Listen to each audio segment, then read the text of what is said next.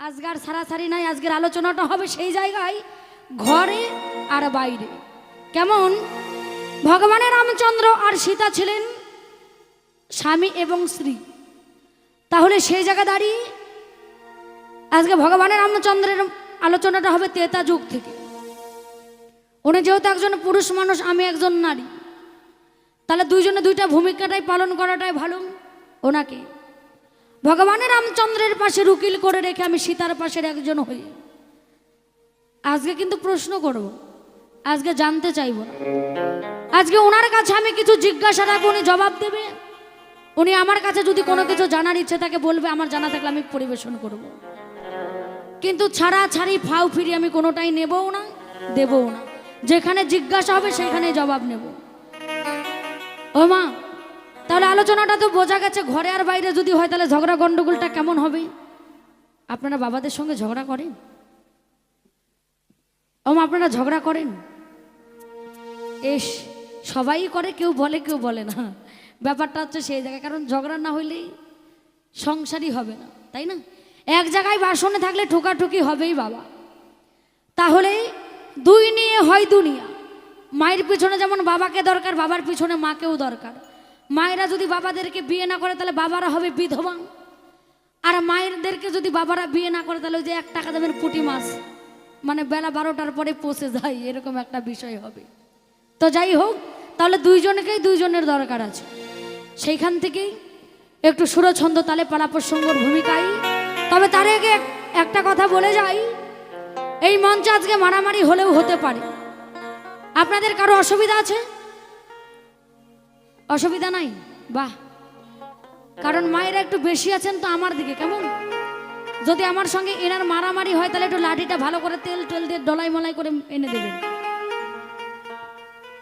কারণ আজকে ওনাকে উদাহরণস্বরূপ বুঝাই দেওয়ার ব্যাপার আছে। তবে না, আমাদের এই কথা শুনে বাড়িতে অবশ্যই গন্ডগোল করবেন না। শুনুন, এটা আমাদের অভিনয়। কি বলছে?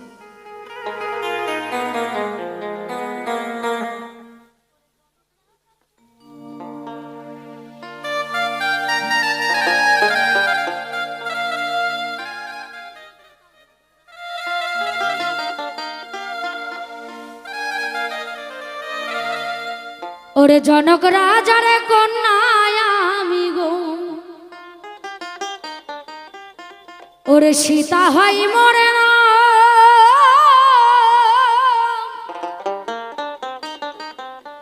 ওরে বিপক্ষেতে আছেন স্বামী, ওই না দেখো রাম ভগবান রে। জনক রাজার কন্যা আমি গো,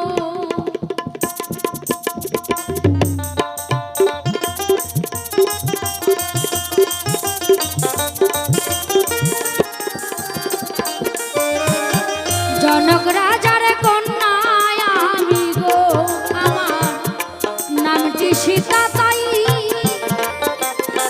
বিপক্ষেতে আছেন স্বামী রাম ভগবান রে। জনক রাজার কন্যা আমি গো রে, জনক রাজার কন্যা আমি গো। শোনো শোনো রঘুনাথ, আমি সভাতে জানাই, যাহা জিজ্ঞাসা রেখে যাব জবাব যেন পাই।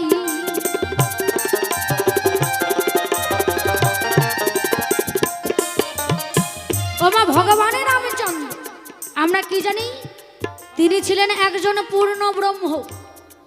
তাহলে ভগবানের রামচন্দ্র যদি পূর্ণ ব্রহ্ম থাকে, তুমি রামচন্দ্র ভগবানের স্বামী, আমি তোমারে সুধাই, তুমি কেন এসে 4 অংশে ভাগ হয়েছিলে তাই?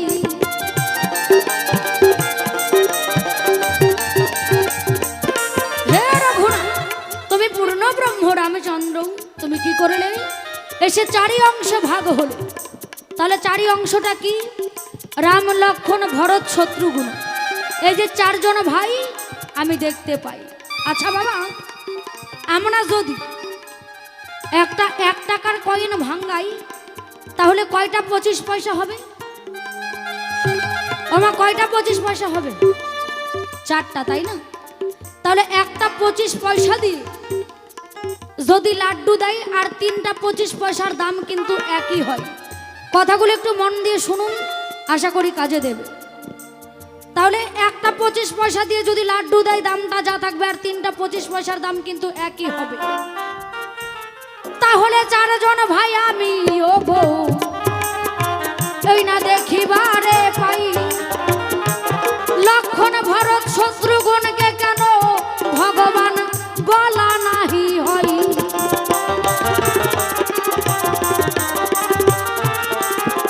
হে রামচন্দ্র, তোমার নিকটে আমার জিজ্ঞাসা, তোমাকে একাই কেন ভগবানের রামচন্দ্র বলা হয় আর 3 জনকে কেন বলা হয় না, সেই জায়গায় আমার জিজ্ঞাসা। আর তোমরা যে জন্ম নিলে আমরা কি জানি, আমার শ্বশুর মশাই দশরথ রাজা খোঁজা বটে রই, কেমন করে তোমাদের জন্ম হলো আমার জানা নাই।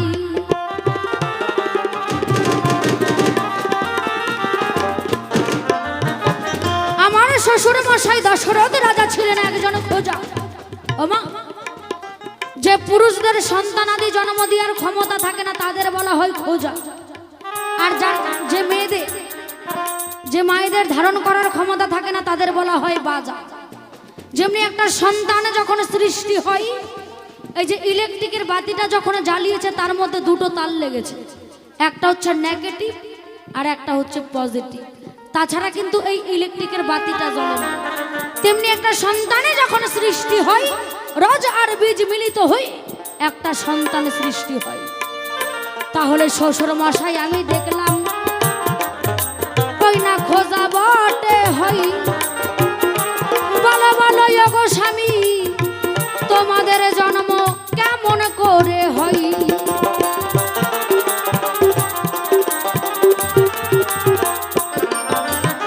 শুধু এই জায়গায় শেষ নয়, কি হলো 14 বৎসরের তরে তার বিমাতা কি করলেন, 14 বৎসরের তরে তাকে বনবাসে যাবার অনুমতি দিলেন।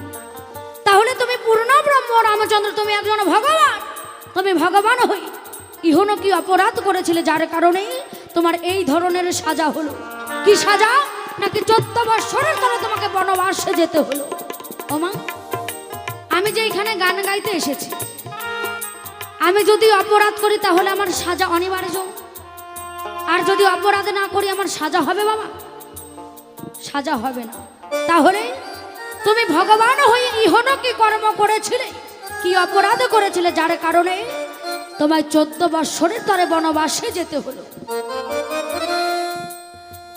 রামচন্দ্র জীবনে কোনোদিন সীতাকে সুখী করতে পারে নাই যে ভাই, আমি একজন ঘরের বউ হয়ে স্বামীর কাছে আশা করলাম তাই।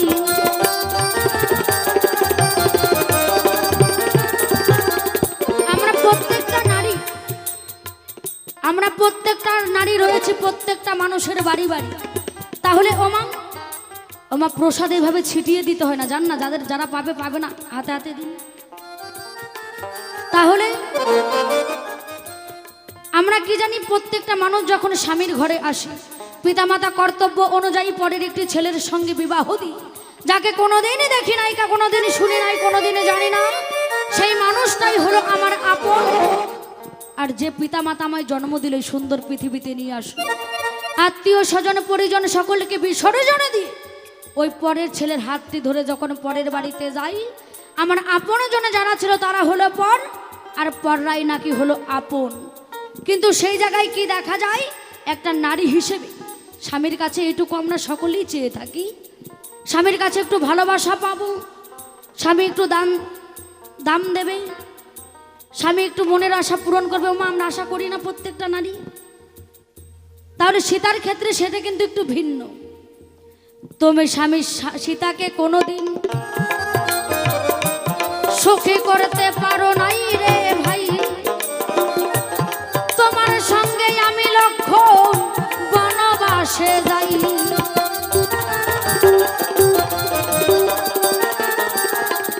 তুমি যে বনবাসে গেলে তুমি একাই যাও না,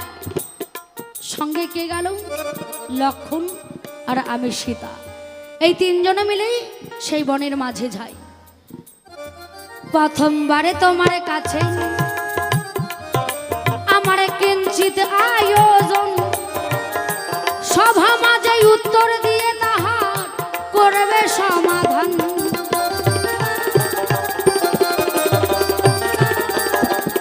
প্রথমবারে আমি যদি বলতে যাব বেশি, ভগবান এসে আমাকে করতে পারে দোষী, তাই দোষাদোষীর কারবার নাই আমি সভাতে জানাই। প্রথমবারে বেশি বলার আমার দরকার বটে নাই, এসে দেখি কোন বা কথাই আমার স্বামীও গো পাই, কোন বা ভাবের ভাবধারা দিয়ে বুঝাইয়া লয়। এইখানেতে করি খান্ত রাধা কান্তের শরীর, চাঁদ বাদনে ভক্তগণে একবার বলুন হরি হরি, জয় জয় নিতাই গৌর হরি বল, হরি বল, হরি বল, হরি।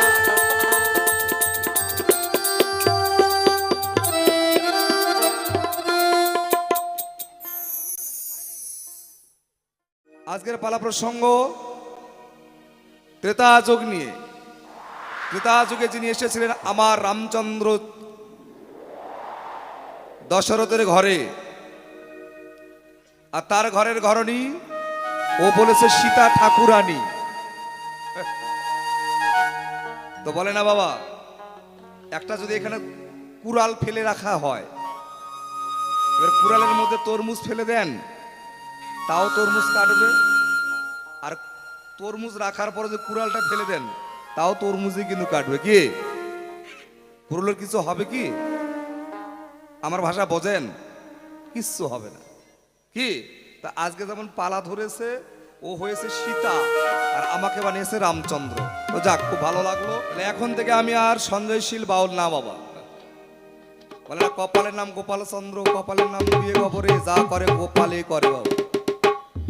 যদি বলেন কেমন করে, দেখবেন কোন জায়গায় যাত্রা গান হয়, যখন এই যাত্রা গানের যারা অভিনেতারা থাকে তারাও আসে, এসে সাজগোজ করে, কেউ রাজার ভূমিকা নেয়, কেউ মন্ত্রীর ভূমিকা পায়, কেউ চোর হয়, কেউ পুলিশ হয়, কেউ সাধু হয়। কি বাবা, অভিনয় মঞ্চে তারা কিন্তু অভিনয় করার জন্য ওঠে।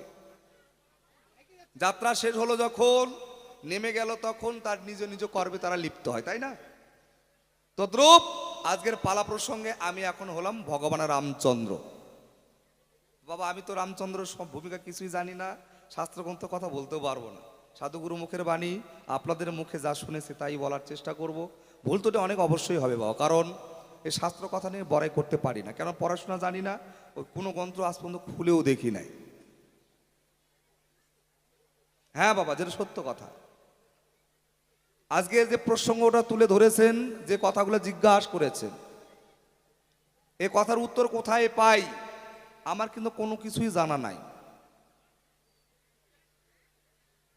যদি জানতাম তাহলে হয়তো ভালো করে বোঝাতে পারতাম, কিন্তু প্রশ্ন যেমন করেছে, দুই একটা কথা না বললেও নয়, তাই কি বলে? তো সে জায়গায় দাঁড়িয়ে যতটুকু জানা আছে বাবা তাই বলার চেষ্টা করছি। আর মা বাবা যারা আছেন, একটু বিচার আপনারাই করবেন। আজকের পালা প্রসঙ্গ দাঁড়ালো কোথায়? একদিকে নারী, আরেকদিকে হচ্ছে পুরুষ। জয়, একটু মঞ্চে আসবে।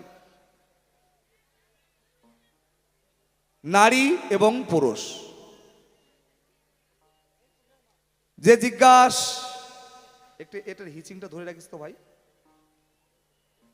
হে ভগবান, হে রামচন্দ্র, হে রঘুনাথ,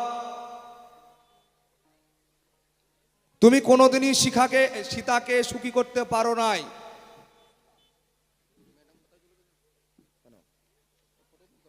আচ্ছা আচ্ছা, রিঙ্কি দাসী বাউল একটু মঞ্চে আসবেন খুব তাড়াতাড়ি।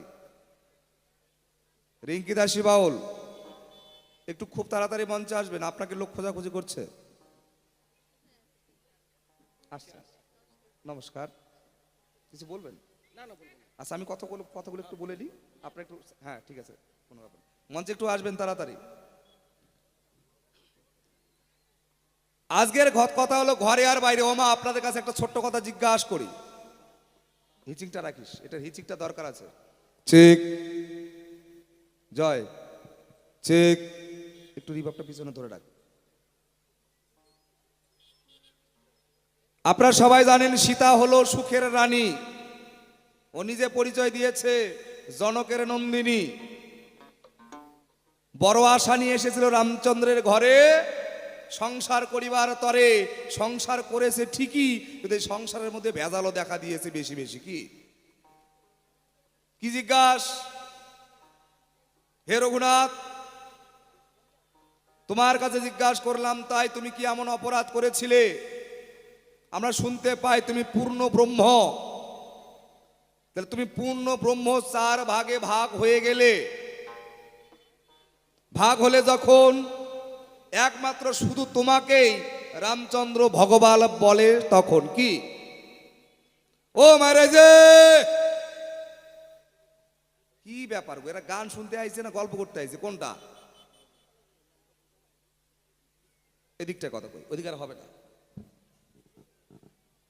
কি মা? তাই তো তুমি 4 ভাগে ভাগ হলো যখন তোমাকে শুধু ভগবান বলে, আর 3 জনকে কেন ভগবান কয় না? দিবে তার বর্ণনা। রিঙ্কি দাসী বাউল মঞ্চে আসো। আরে আরেকজনকে চাইছি যে। দ্বিতীয় প্রশ্ন, তোমার পিতা হলো খোঁজা। অমা, আপনারা কোনোদিন আপনাদের শ্বশুরের নিকুঞ্জি গোষ্ঠী খুঁজে বেড়ান নাকি গো? শ্বশুর বাড়িতে গিয়ে শ্বশুরের নিকুঞ্জি গোষ্ঠী খুঁজে বেড়ান কি? বেড়ান কি? বেড়ান না। তাহলে আজকের সীতা যে এ শ্বশুরের খবর নিয়ে ঘুরে বেড়ায়। আমার পিতা ছিল খোঁজা, তাহলে আমার জন্মের ঠিক নাই। আমার বাবা যদি খোঁজা হবে, কি করে তোমাদের সন্তান রূপে পাবে দেবে রামচন্দ্র পরিচয়? তৃতীয় প্রশ্ন, করল দান। তুমি একা গেলে বনবাসে, তুমি কি অপরাধ করলে যে অপরাধের ফলে তোমাকে বনবাস যেতে বললো তোমার পিতা, তুমি প্রশ্ন না করে চলে গেলে? এই যে 3টা জিজ্ঞাসা করেছে, অবশ্যই জবাব দিব তার পাছে পাছে। এবার একটা গান ধরি, আর রিঙ্কি দাসী বাউলকে মঞ্চে চাই। যদি আপনি মানে বললাম না, কাছাকাছি থাকেন আর কি।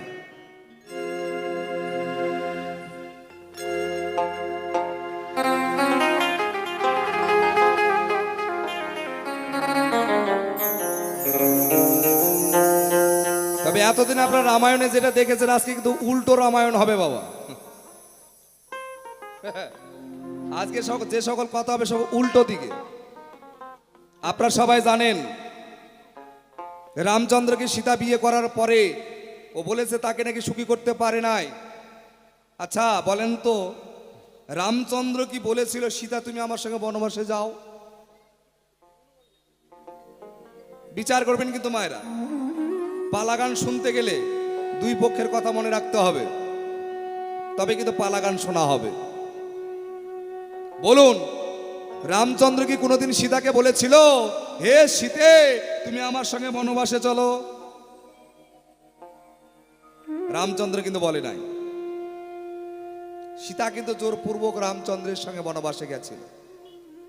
হয়তো আপনাদের জানা নাই, সীতার কিন্তু বিয়ে হচ্ছিল না বাবা। ওর বাবা কি করলো, স্বয়ম্বর সভার আয়োজন করেছিলেন। সেখানে যখন আমি যাই, আমাকে বিয়ে করার জন্য এ শিবের ব্রত করেছিল। শিবের কাছে গিয়ে বলে, হে ভোলেনাথ, আমারও যদি রঘুনাথের সঙ্গে বিয়ে হয়, আমি তোমার কাছে মানত করছি, সে মানত আমি পূর্ণ করব। তাহলে বলেন, সে আমাকে মানত করে বিয়ে করেছে। আমি বনবাসে গেলাম, ওকে কিন্তু বলি নাই তুমি আমার সঙ্গে বনবাসে চলো। ও জোরপূর্বক গেল কেন জানেন? সেই জায়গায় যাই, এবার গানের ছন্দে সেই কথাগুলো বলবো আজকে। চলো।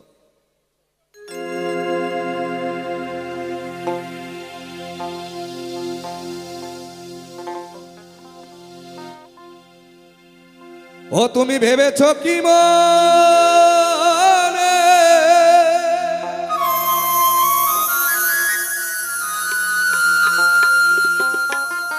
এই ত্রিভুবনে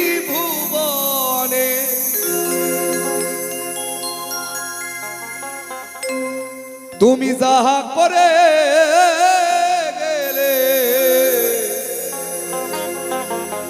কেহ জানে না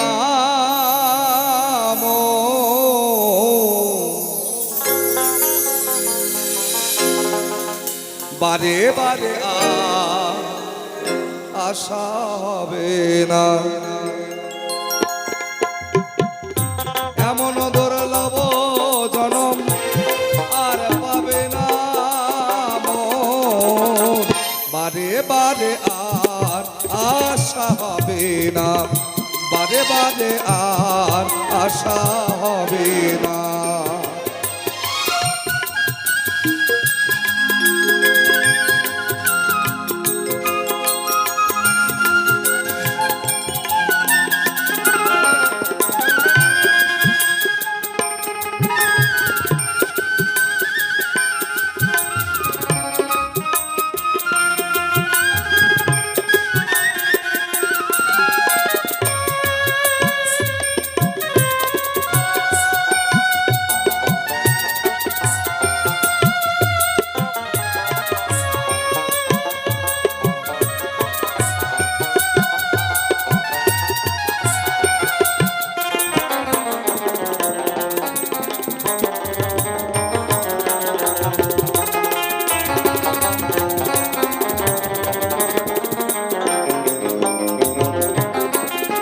শোনো শোনো ওগো সীতা, সভাতে জানাই, গানের পালা রেখে এখন আমি জবাবে দাঁড়াই।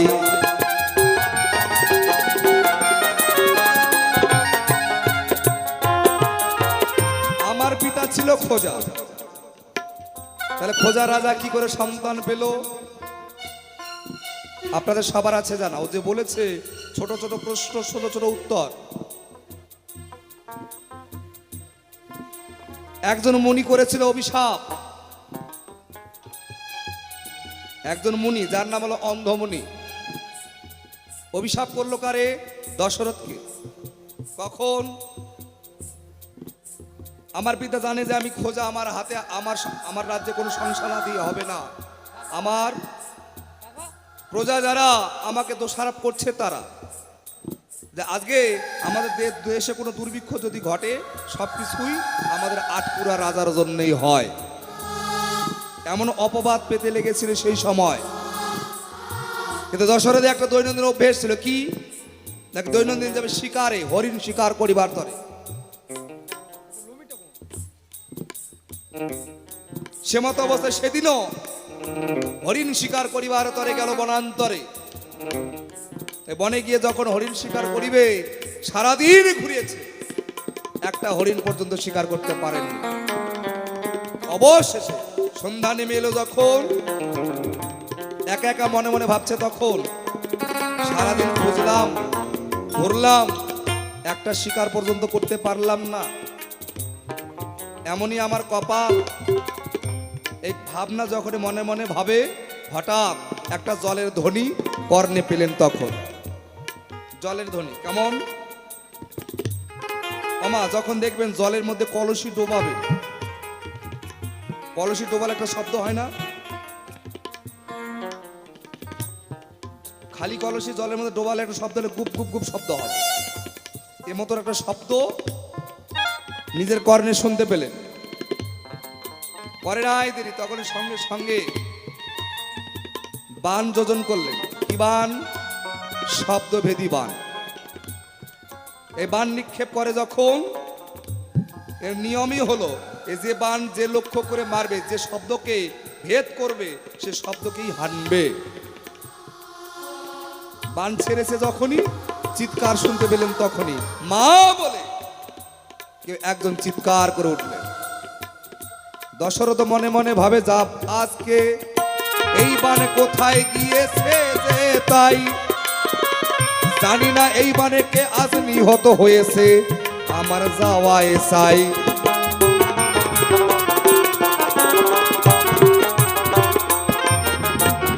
সঙ্গে সঙ্গে দৌড় দিয়ে চলে গেলেন, গিয়ে দেখে সরোবরের পাশে একটা ছেলে শুয়ে পড়ে আর্তনাদ করছে, আর তার বুকেই তীরটা বিদ্ধ হয়েছে।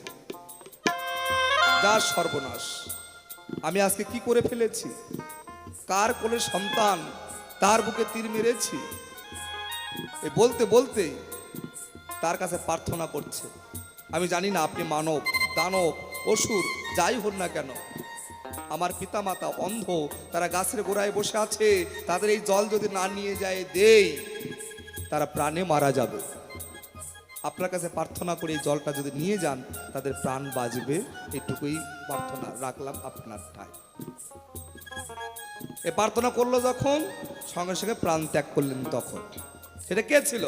অন্ধমণির পুত্র সিন্ধুমণি। দশরথ জলের ঘরে হাতে নিল, তাদের কাছে গেল, যাইয়ে যখন জল হাতে দেবে, হাতে হাতে স্পর্শ পাওয়ার সঙ্গে বুঝতে পারে এ আমার সন্তান নয়। কে তুমি? পরিচয় দাও, আমার পুত্র সিন্ধুমণি কোথায়? দশরথ সম্পূর্ণ ঘটনা তাকে খুলে বললে। এই অবত অবস্থায় শব্দ বাদে আপনার পুত্র নিহত হয়েছে।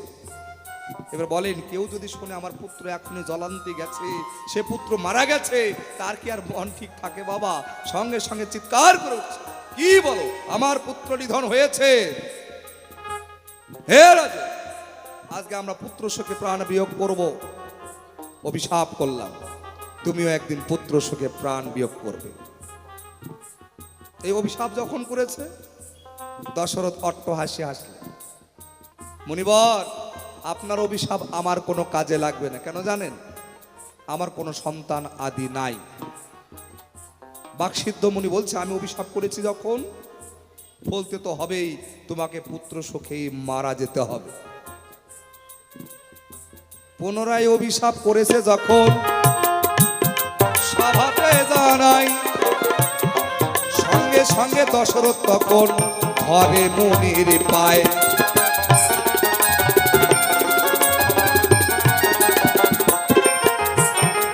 পুনরায় অভিশাপ করেছে তখনই তখনই সঙ্গে সঙ্গে মুনির পায়ে গিয়ে পড়ে গেছে দশরথ।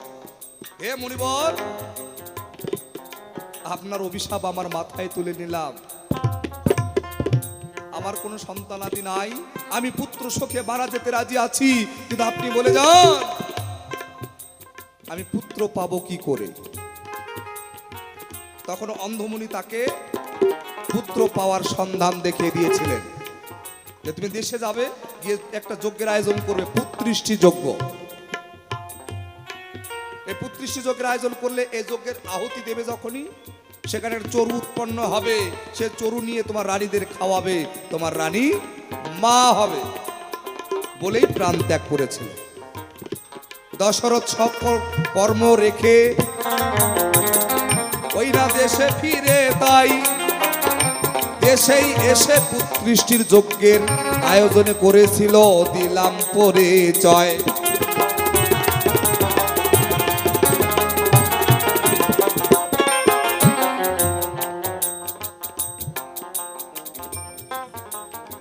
দেশে ফিরেই পুত্রিষ্টির যজ্ঞ। এবার বলেন, পুত্রিষ্টির যজ্ঞটা কেন করেছিলেন? আপনাদের সবার আছে যারা, আপনার সাধুগুরু বৈষ্ণব যারা বসে আছেন, ও বাবা, নরকুণ্ড কয়টা গো? এখানে গান তো বহুদিন ধরে শোনেন, 32-33 বছর ধরে গান শোনেন। নরকুণ্ড কয়টা? এ বাজাস না, থাম থাম। মায়ের এখন কি গান শুনবে জানেন? কব কব, এ মা, দরজা খুলে দেখ, মা তোর হাবুল এসেছে। এই গানগুলো শুনলে খুব ভালো লাগতো, তাই না?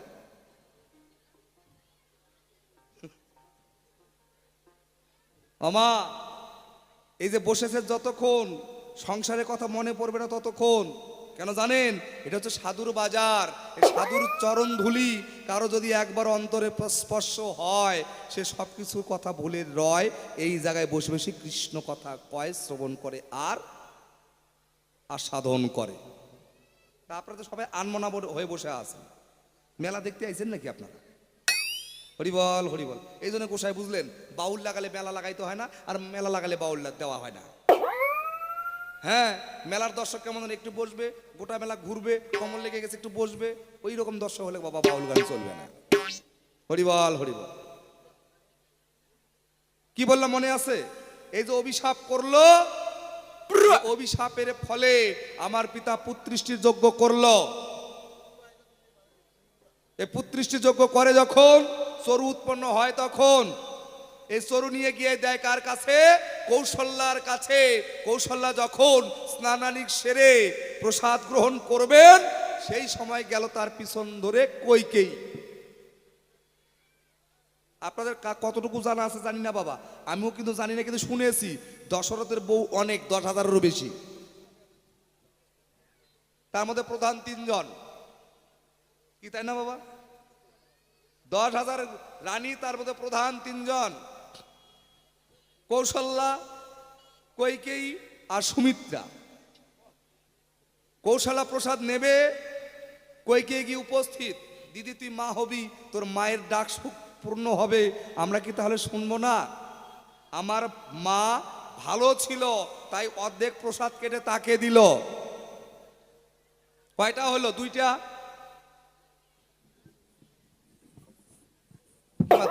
দুটা হলো না?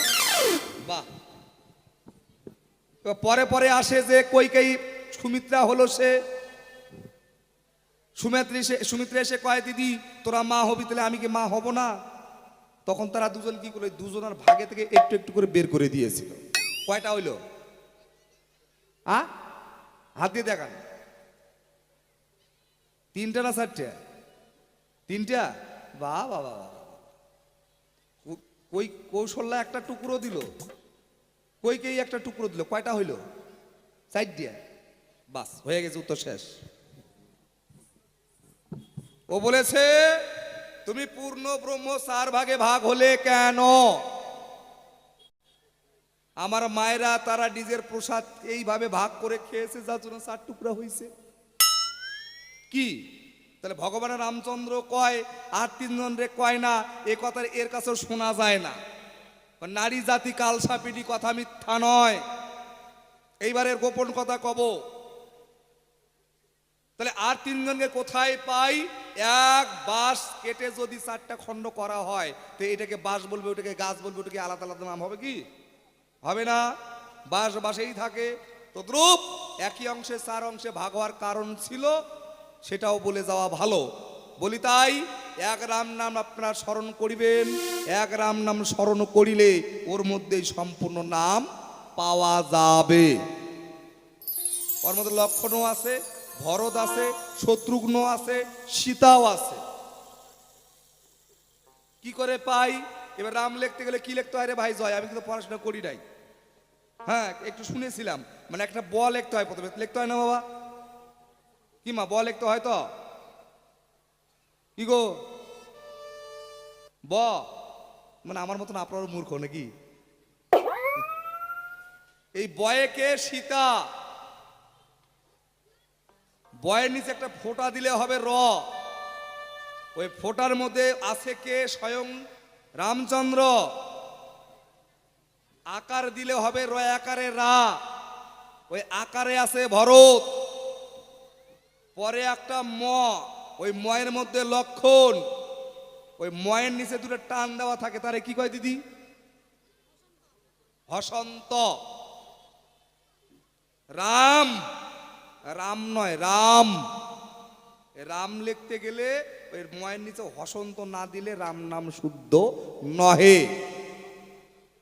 ওই বৈষ্ণ রয়াকার ম, এটা হলো 3x রয়াকার ম। কি বুঝলি? বয়াশূন্য রয়াকার ম, এটা হলো 3x রয়াকার ম আর কি। আর যেটা রয়াকারের ময়ের পিছনে হসন্ত দেবেন, ওইটা হলো রাম। এই হসন্তর মধ্যে আছে শত্রুঘ্ন। এক রাম নাম ধরবেন, পঞ্চনাম একে ধরা হয়, তাই একই অংশে 4 অংশ, ভিন্ন কেউ নয়। জিজ্ঞাসা ছিল তুমি আমার বাবা সন্তান কোথায় পেলো? ওই মুনি করেছিল অভিশাপ, যার জন্য আমার বাবা পেয়েছিল এই পুত্রিষ্টির যজ্ঞের আয়োজন। তাতে আমি জিজ্ঞাসা করেছিল, তাই জবাব হয়ে যায় 4 ভাগে বিভক্ত হলাম কেন হলাম বলে দিলাম, তাই কি বলা হলো না ভাই? বাকি রইল একটা, তুমি গেলে বনবাসে, তোমার সঙ্গে লক্ষণ গেল বনবাসে, আমি গেলাম বনবাসে, আর 2টা কেন গেল না? অমাসি কি কব? তাই এই জায়গায় তার কাছে জিজ্ঞাসা। আপনারা সবাই জানেন সীতা রাবণ চুরি করেছে, তাই না? কি তাই তো? সীতাকে রাবণে চুরি করেছে, জানেন না? আচ্ছা বলেন তো মায়েরা, রামচন্দ্র হলো স্বয়ং শ্রী হরি আর সীতা হলো স্বয়ং লক্ষ্মী।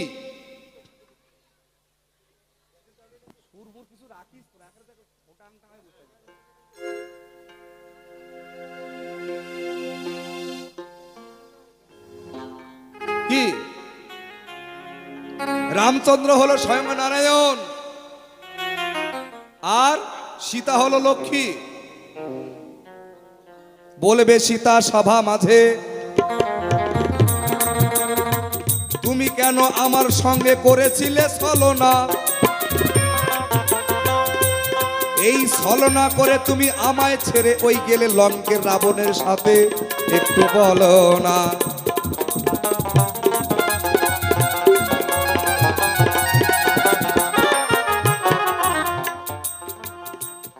আমরা জানি সীতা চুরি হয়েছে না, সীতার ছিল এটা হলো ছলনা। ও নিজে থেকেই আমার সঙ্গে বনবাসে যায়। কেন জানেন? আমার মনে হয় রাবণের সঙ্গে কোন একটা গল্প ছিল, তা যদি না হবে। সীতা জানে, আমরাও জানি, সোনার কোনোদিন হরিণ হয় মা? সোনার কোনোদিন হরিণ হয়? কথা বলেন না কেন? হয় না? তাহলে তুমি স্বয়ং লক্ষ্মী, তুমি কি করলে? রামচন্দ্রের কাছে ধরলো বায়না, হে রঘুনাথ, হে প্রাণনাথ, ওই দেখো একটা স্বর্ণ হরিণ ঘুরে বেড়াচ্ছে, একটু এনে দিলে আমি আমার সঙ্গে রাখতাম। কি মা? আমি বলছিলাম দেখো সীতা, সোনার কোনোদিন কিন্তু হরিণ হয় না। বলে না না, আমার চাই। আর বউ যদি একবার বলে আনে দিতে হবে, ওইটা না আই নেওয়ার কায়দা নাই। বারবার বলার পরে রামচন্দ্রকে দূরে সরিয়ে দিল। রামচন্দ্র গেল হরিণ আনতে, পরে লক্ষণকেও তুমি গেলে পাঠিয়ে দিলে তার পিছন পিছন। আমরা দুই ভাই ঘরে ফিরি, যখন দেখি সীতা আর ঘরে নাই। গেল কোথায়? একটু গল্প শুনতে পেলাম যে ও নাকি রাবণের সঙ্গে চলে গেছে। আচ্ছা বলো তো সীতা, তুমি স্বয়ং লক্ষ্মী বটে, আমি সভাতে জানাই, রাবণে যখন তোমায় রথে করে নিয়ে যাবে, আমি সেই জায়গায় দাঁড়াই।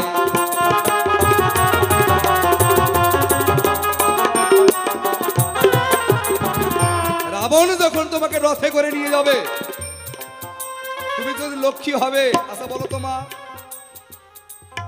স্বয়ং লক্ষ্মী যদি বলে, হে রথ,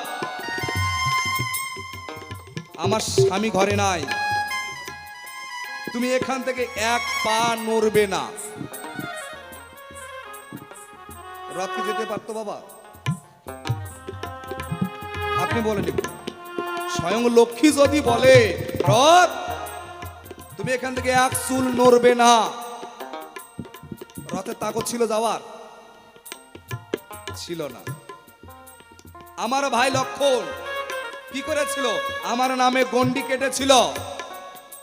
তুমি যদি সতী নারী হতে, তাহলে তুমি গন্ডির বাইরে গেলে কেন? গেলেই যদি তোমাকে রথে করে নিয়ে গেল, রথকে তুমি থামালে না কেন? তুমি, আমার তো মনে হয় তুমি যখন রথ নিয়ে এসেছে, রথে উঠে বসে আরাম করে আনন্দে চলে গেছো। জানতে চাই তোমার ঠাই এহনো কর্ম কেন করেছিলে, জানাবে আমায়। তুমি অবশ্যই রামচন্দ্রকে ঠকিয়ে চলে গেছো সেই জায়গায়, ছলনা করে আমাদের দূর করে দিলে। কি সোনার হরিণ ধরতে পাঠিয়েছে, তুমি জানে না যে সোনার কোনোদিন হরিণ হয় না? জানার পরেও আমাদেরকে পাঠাও সেই জায়গায়, জবাব যেন পাই, তুমি কেন আমাদের সঙ্গে ছলনা করে চলে গেলে সেই জায়গায়। তোমার কাছে একটা কথার আমি জানিবারে চাই, প্রথমবারে বেশি কথা বলার দেখো দরকার বটে নাই।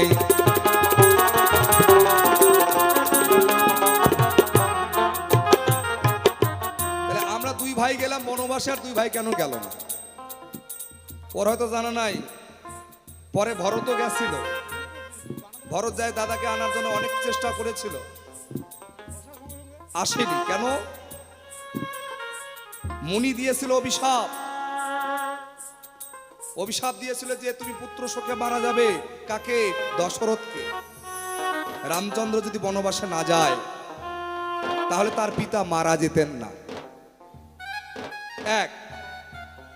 দ্বিতীয়, রামচন্দ্র নিজে বুঝিয়ে গেছে, হে জীব, আমি ধরাতে এসেছি, আমিও মাতৃজনিতে জন্মগ্রহণ করেছি। কেন জানো? আমি যা করব আমার পরম্পরায় যারা থাকিবে সেই পথ অনুসরণ করে চলিবে। জীবকে শিক্ষা দিলেন। কি শিক্ষা? আমি পিতা আমার, সে আমার দেবতা, সে আমার পরম ভগবান, তিনি আদেশ করেছে, আমি বনবাসে চলে গেলাম। ভাই সঙ্গে গেল কেন? ভাইয়ের কর্ম যা, যে সঙ্গ দিতে হবে কার? নাকি দাদার? কি তাই তো? ভাইয়ে ভাইয়ে এই ভাবটা রাখতে হয়, সেই জন্য লক্ষণও সেই জায়গায় যায়। আর দুজন গেল না কেন? এই রাজ্য সামলানোর তোরে ভরত সিংহাসনের পরে ওই রামচন্দ্রের পাদুকা রেখে রাজ্য পরিচালনা করেছিলেন, তার সঙ্গ দিয়েছিলেন যে শত্রুঘ্ন হলো সে। এই কারণে আমরা দুইজন দুই জায়গায় ভাগ হয়েছিলাম। এই যে তোমার কথার জবাব মাথায় হইয়া যায়, আরো কিছু যদি জানিবার বাসনা থাকে জানাবে আমায়।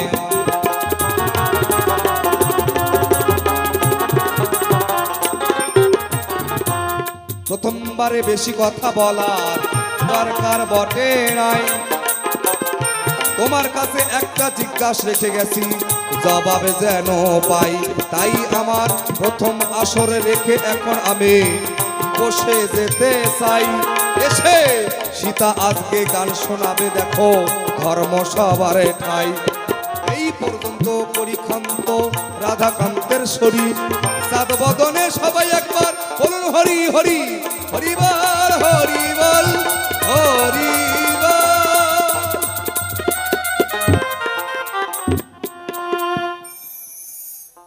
একটা জিজ্ঞাসা তার কাছে করে গেলাম, প্রথমবার বেশি কথা বলা ঠিক না বাবা, তাই জিজ্ঞাসার উত্তর যেন পাই, দ্বিতীয়বারে যদি জিজ্ঞাসা রাখে অবশ্যই সেই জায়গায় দাঁড়াবো। শুনুন এসে কি কথা বলছে। উত্তরে রাখেনি, অভাব দিয়ে দিয়েছে সঠিক সঠিক জবাব। অনেক কিছু বলে গেছে, ভুলি নাই, সব কিছু মনে আছে। আজকের মঞ্চের রামচন্দ্র তিনি আমার কাছে কিছু জিজ্ঞাসা রেখে গেছে, সেই জায়গায় শেষ নয়। মানে যা যা কথা বলে গেছে মা, আমি সেই দিকে অবশ্যই যাব। ওনার কথা শুনে ভাবতে পারেন আমার অঙ্গ শুদ্ধে জ্বলে গেছে। তাহলে কটাতে এসব হাতে ভূমিকায় দাঁড়াই, গানের পালা রেখে এখন দেখো জবাব দিতে চাই।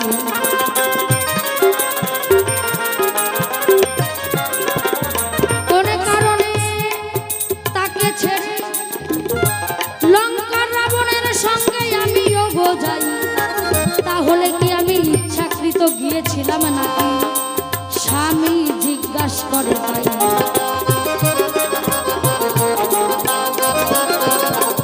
বলছে সীতা, তোমার নিশ্চয়ই কোনো রাবণের সঙ্গে সম্পর্ক ছিল, যদি তাই না থাকবে তুমি কেন? মেয়ে মানুষরা সোনাদানা বেশি ভালোবাসে, তুমি লঙ্কায় এত সোনার লঙ্কা, তবে সোনার লঙ্কায় না থেকে কেন অশোক কাননে যাও?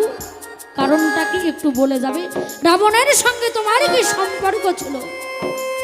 এই যে দেখো, যা বলবে একটু হিসাব করে বলো, কেমন? আমার রাবণের সঙ্গে কি সম্পর্ক ছিল তুমি একটু কান খুলে শোনো, কেমন? তার সঙ্গে আমার কোনো সম্পর্ক ছিল না। মা জানকীর কথা রক্ষা করবার পরে লক্ষণ দাদার খুঁজে যাই, যাওয়ার আগে দেখো রামের নামে একটা দণ্ডি কেটে যায়।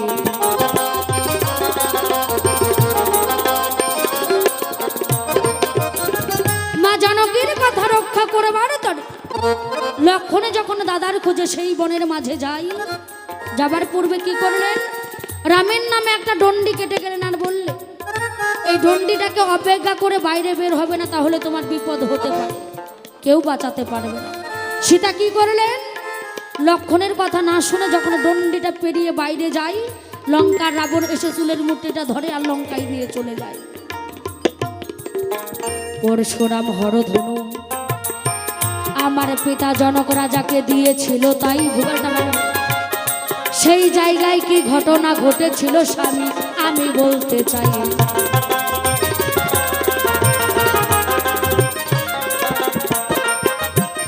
পরশুরাম একটা হরধনু দিয়েছিল আমার পিতা জনক রাজাকে। ওই হরধনু যখন দেয়, আমার পিতা জনক রাজাকে বলল, এই হরধনুটাকে যে ভঙ্গ করতে পারবে সে সীতাকে বিয়ে করতে পারবে। এই কথা শোনা মাত্র আমার পিতা জনক রাজা কি করলেন, দেশ বিদেশে যত রাজারা ছিলেন ঢোল পিটিয়ে দিলেন। এক এক করে এক এক দেশ থেকে রাজারা আসে, কেউ হরধনুটাকে ভঙ্গও করতে পারে না, সীতাকে কেউ বিয়েও করতে পারে না। সীতা মনে মনে চিন্তা করল, স্বামীর সেবা আমার দ্বারাই হবে নাকি, তাই মনে মনে গিয়ে দেখো ভোলানাথের কাছে কোন কথা যে কয়।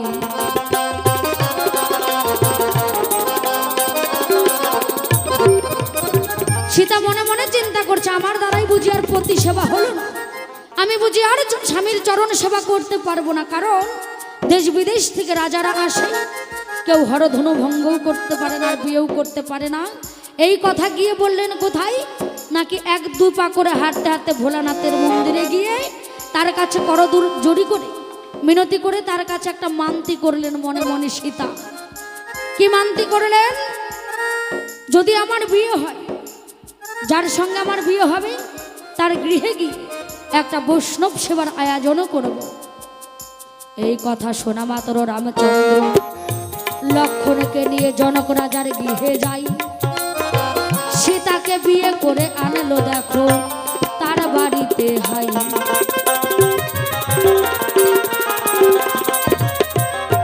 রামচন্দ্র কি করলেন, লক্ষণকে নিয়ে সেই জনক রাজার গৃহে গিয়ে সীতাকে বিয়ে করে যখন নিয়ে আসলো, সীতা বলছে, ওগো স্বামী তুমি আমারে বড় দামি, তুমি আমার একটা কথা নেবে, আজকে মনের একটা বাসনা পূরণ করবে।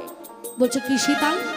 বলছে দেখো স্বামী, যখন আমার বিয়ে হচ্ছিল না, আমি ভোলানাথের কাছে গিয়ে করজোড়ে প্রার্থনা করে মিনতি করেছিলাম, যার সঙ্গে আমার বিয়ে হবে তার গৃহে গিয়ে একটা বৈষ্ণব সেবার আয়োজন করব।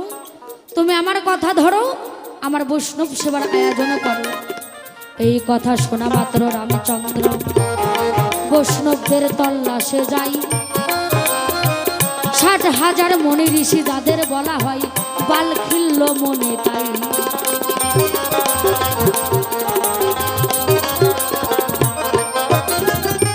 ছোট ছোট মনি ঋষি যাদের 60,000 মনি ঋষি যাদেরকে বলা হয় বাল খিল্ল মনি, তাদের কাছে গিয়ে বলছো, গো মনিবর তোমরা আমার একটা কথা নেবে, আমার গৃহে সীতা মনে মনে আশা করেছে বৈষ্ণব সেবা দিবে, তোমাদের নিমন্ত্রণ রইল, তোমরা সকলে আমার গৃহে গিয়ে এই বৈষ্ণব সেবার গ্রহণ করবে।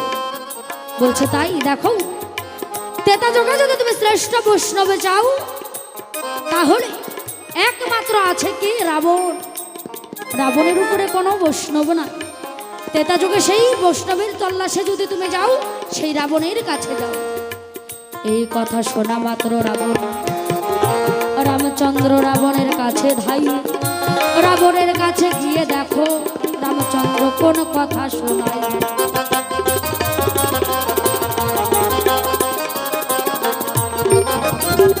রাবণের কাছে গিয়ে বলছে, রামচন্দ্র ওগো বৈষ্ণব মহাশয়, তোমার নিমন্ত্রণ রইল আমার গৃহে। আমার স্ত্রী সীতা দেবী বৈষ্ণব সেবার আয়োজন করেছে। বলছে তাই, কিন্তু দেখো আমি তোমার কথা রাখতে পারি, কিন্তু কিছু আমার শর্ত আছে। ছোট ছোট করে বাজে। বলছে কি শর্ত? বলছে আমি কোনো কুঠিরে গিয়ে বৈষ্ণব সেবা নেই না, যদি আমাকে সেবা দিতে হয় একটা কুঠির নির্মাণ করতে হবে, তার মধ্যে একটা বিছানা থাকবে, আমি সেবা নেবার পরে সেই জায়গায় বিশ্রাম করব। তুমি বলো আমার এই শর্তে রাজি আছো? এমন কি সীতা আর আমি দুইজনে থাকবো, সেখানে কোনো তৃতীয় ব্যক্তি থাকবে না। সীতা কি করবে? যত নিজের হাতে আছে কাজকর্ম করবে, নিজের হাতে যত রন্ধন আছে করবে, নিজের হাতে বৈষ্ণব সেবার আয়োজনে দিবে, সেইখানে তৃতীয় ব্যক্তি কেউ কিন্তু থাকতে পারবে না। বলো বলো, তুমি আমার এই শর্তে রাজি? বলছে হে ঠাকুর, সেটাই হবে।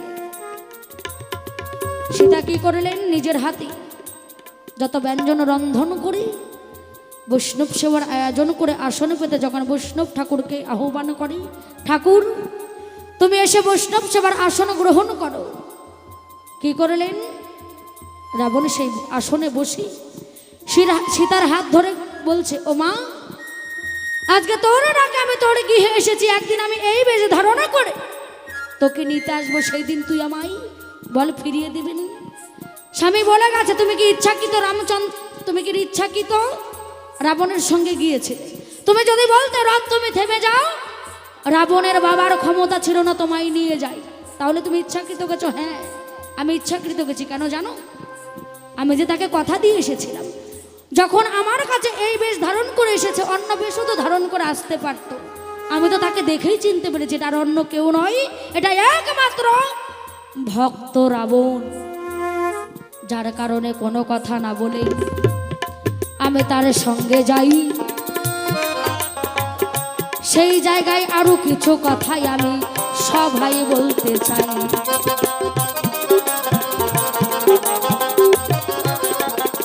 তুমি যে বললে রাবণের সঙ্গে আমার দূর সম্পর্ক ছিল, জানো, আমি সেই অসুখ কারণে স্বামী রামচন্দ্রের মূর্তি তৈরি করে আমার মনে প্রাণের যত কথা ছিল তার কাছে জানাতাম, আমি নিজের হাতে সেবা দিতাম, তার কাছে কৃষ্ণ নাম গাইতাম, হরে কৃষ্ণ কৃষ্ণ কৃষ্ণ হরে হরে, হরে রাম রাম রাম হরে হরে, জয় জয় নিতাই গৌর হরিবল হরিবল হরিবল। আমি যখন স্বামী রামচন্দ্রের কাছে ওই না কৃষ্ণ গুণগান আমি শোনাই ও গোতাই, ভক্ত রাবণ সেই জায়গায় বসে শ্রবণ করত তাই।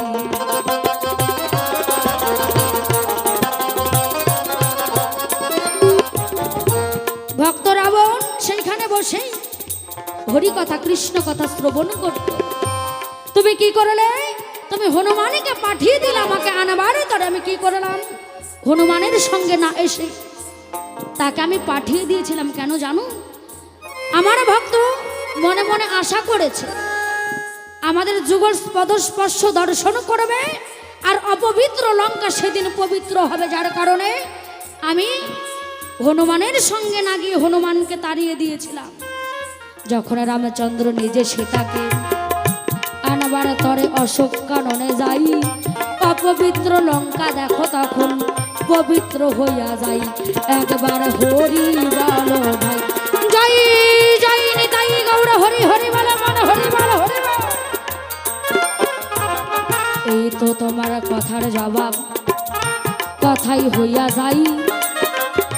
তোমার কাছে আরেকটি কথাই আমি জানিবারে চাই।